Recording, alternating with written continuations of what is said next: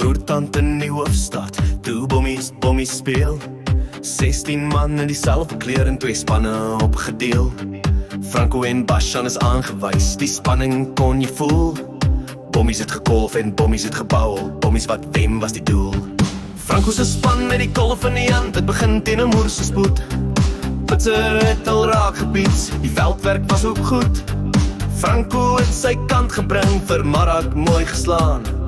Almal lag toe lekker saam, toe hou hy aan en aan en aan. Bommies, die span wat te veel drink.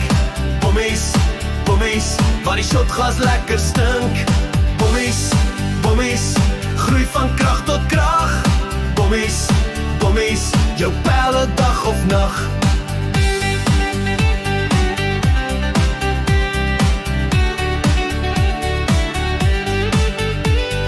Hector was aan die brand, die grens te klein vir hom. Die bal het nie grond gevat, nie sleg vir 'n nuwe bom.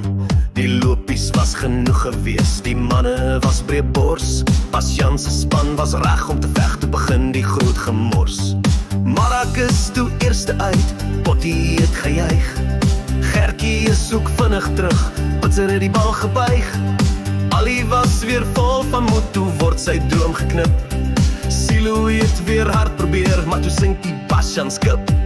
Bommies, die span wat te veel drink. Bommies, waar die shotglas lekker stink.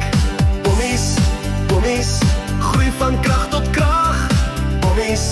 Bommies, jou pijle dag of nacht.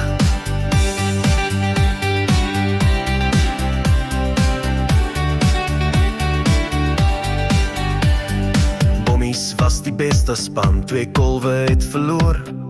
Een was met 'n cricketbal, die ander het Marak vermoor. Die manne het die aand geniet, die brannas was nie flou. Jammer vir die 3 boys wat aan Pottie se boks herkou. Bommies,